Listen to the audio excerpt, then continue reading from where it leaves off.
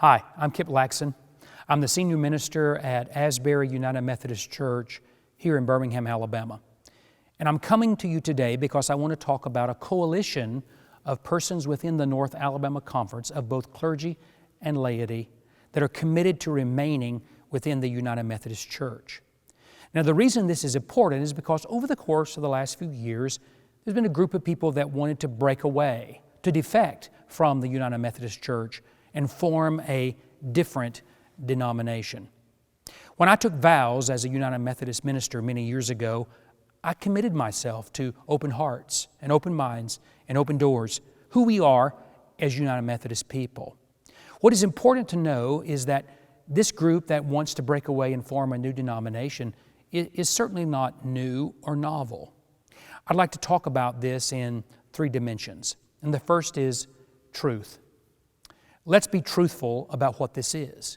It is a split within the denomination. It is a schism within our body of believers as United Methodist.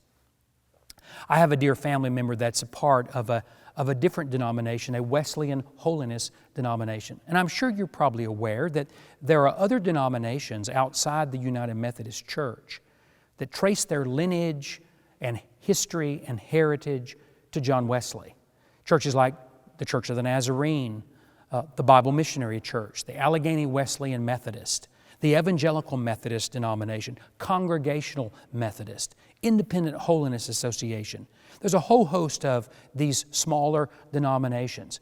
And I'm not casting aspersions on any of them or taking anything away from who they are. My point is this. This family member who is a part of one of these smaller Wesleyan denominations experienced a denominational schism and split. In 1955, a group of people left the denomination. They disagreed with certain theological issues and church polity, and they formed a different denomination. The reality is that that particular breakaway group has now continued to split over the course of the last few years at least 4 or 5 times. Throughout the 1960s, 1970s, 80s, even the 90s, they continued to disagree, and different groups broke away and formed this denomination, and other groups broke away and formed that denomination. My point is we need to be truthful about what church schism and denominational breakup is really about. There's nothing new about church division. There's nothing novel about denominational schism. And that's what we have at work within the United Methodist Church today. And whether they express themselves as a new reality or a novel approach, that isn't true. Denominations have split, churches have separated one from another down through Christian history. And I think it's important for us to recognize that once that split begins to happen, like the example I just gave you, it's like falling dominoes.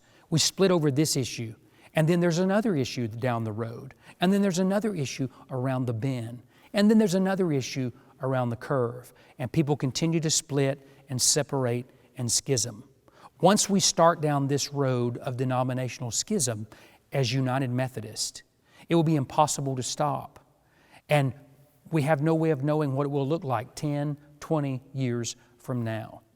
The United Methodist Church is a collection of people from all across the board, politically, ethnically, and even culturally. And yet we have a unity in who we are. That's why we are called United Methodist. And to give up on that unity is to surrender our witness to Christ in the world that is around us. I'm concerned in that we follow this pathway of so many other churches and denominations that have schismed and split over and over and over again. I don't think that's what God would have for us. The second dimension that I want to talk about is timing. In our culture today, we are polarized around politics, racial issues, cultural issues, and a host of other issues that have divided us as a people. Do we really want to be a church that participates in that schism, in that separation, in that cultural divide? I think not.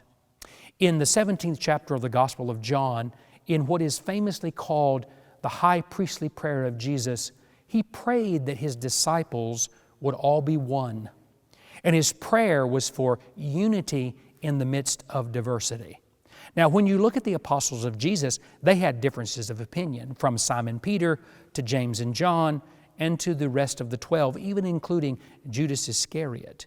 And yet somehow Christ was able to bring them together. He prayed that they would find a unity in Him. They would find a unity in God and in God's love. The timing of this denominational separation simply hurts our witness in the world. When a culture around us is so divided, don't you think it's time for the church to say, in spite of our diversity and our differences, we can still work together. Our unity is in Christ. We can live into Christ's prayer that we all may be one. Now, this oneness is not a uniformity. We are not known as the uniform Methodist Church. Rather, we are known as the united. That means that in spite of our differences and our opinions and the ways in which we see the world, we still come together in the Spirit of Christ to make a difference, to make an impact, to carry out mission and ministry in the world around us. The timing is just not right for this. And I would suggest to you that the timing is never right for followers of Jesus to so disagree that they would choose to go their separate ways. The third dimension that I want to talk about is tradition. Now think about what I've mentioned to you. I've talked about truth. The truth is there's nothing new about denominational schism. There's nothing new about church splits. And just because we have differences of opinion does not mean we should follow that path. The timing is not right. Let us give forth a witness of unity, cohesion, and a spirit of Christ in the world around us. And third is tradition. One of the things that I keep hearing, especially over the last few months, is that this so-called new expression of Methodism will be traditional Methodism. It will live into the spirit of tradition in the life of the church. And I want to suggest to you today that I'm not quite sure what they mean by that. I am traditional. I'm traditional in my theology. I'm traditional in the way I practice liturgy in the life of the church. Here at Asbury, every Sunday, we share the traditional elements of worship, from the great hymns of the faith to the Apostles' Creed, to the Gloria Patri, to the doxology, to the Lord's Prayer. This is a traditional expression of worship, and yet we are committed to being a part of the United Methodist Church. The tradition says to us that it's better to remain together in spite of our differences than to simply take up our toys and go our separate way. It's almost as if we're saying, if you don't agree with me, think like me, believe like me, then I can't be in fellowship with you. I want to suggest today as well that that is not in keeping with the spirit of John Wesley, the founder of what we today know as the Methodist movement and the United Methodist Church. There isn't anything traditional about breaking away and forming something different, forming something separate. As a matter of fact, Wesley speaks about the spirit of schism in the early church, meaning the early Methodist movement. And by the way, I just remind you that Wesley's movement of Methodism that was alive and well within the early Church of England in the 1700s, many people encouraged him to break away, to schism, and to form a different denomination. But Wesley refused to do that. He remained within the Anglican communion. He saw the early Methodist movement as a spirit of vitality, a spirit of life, a powerful force that could change human lives. But he chose to do that within the boundaries of his church of birth, the Church of England. And his responses to the spirit of schism, or the attitude of breaking away, or the split, whatever word you want to use to describe it, his words are quite powerful. For instance, in his journals, Wesley made this comment. He said, "The Methodists alone do not insist on holding this or that opinion, but they think and they let think."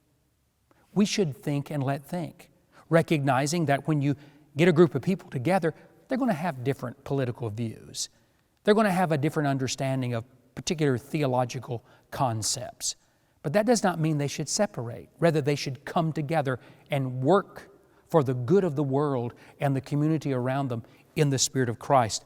Wesley continued in that same comment in his journal when he said, "I do not know any religious society," talking about the early Methodist, "either ancient or modern, wherein such liberty of conscience is not allowed or has not been allowed since the age of the apostles. Here is our glorifying, and this glorifying is peculiar to us." Wesley is celebrating the theological and liturgical diversity in the early Methodist movement. One last thing I will share with you about Wesley. In his sermons, he makes this comment in one of his sermons, "I do not mean be of my opinion. You need not. I do not expect or desire it. Keep your opinion, and I mine. I do not desire you to dispute these points or to hear or speak one word concerning them. Let all opinions alone on one side or the other. Only give me thine hand." Wesley is simply saying, even though we differ in opinions, we can join hands together and still make a difference in the world around us. That's why I'm committed to being United Methodist. That's why I'm not willing to separate, to schism, to break away and form something else, because in the spirit of Wesley and in the great history and heritage of who we are as United Methodists, we have continued to work together, to strive together to make a difference, both in our local communities and in the world that is around us. Here's what I'd like for you to do.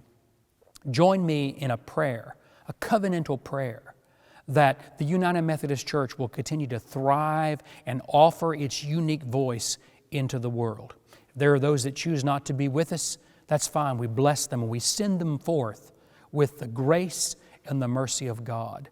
But we also recognize that we have a unity in Christ that brings diverse people together from all walks of life who dare to say, "I will be faithful to the United Methodist Church with my prayers, my presence, my witness, and my service, and also my giving, my support in all that God has called me to do." I pray God's richest blessings upon you. And I pray God's richest blessings upon our beloved United Methodist Church, that together we can remain strong and committed to what Christ has called us to do and who Christ has called us to be. God bless you. God bless you richly until we meet again.